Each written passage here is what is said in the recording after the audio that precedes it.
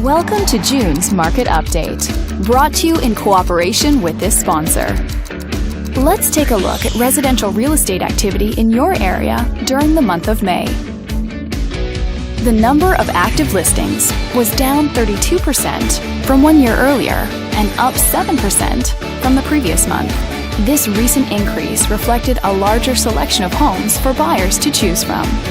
As you can see, the median listing price for the month was just under $340,000. Compared to last year, the average number of days that units spent on the market before being sold was up more than 100%. This higher number of days may signal a slowdown in the local inventory turnover rate.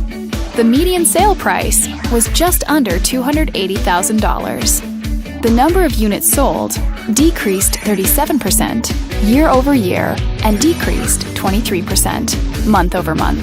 Fewer sales could indicate an opportunity for buyers to negotiate better terms. Thanks for watching. We hope you use this information to make smart, informed decisions in your upcoming real estate transactions. Feel free to contact us for more information or further assistance.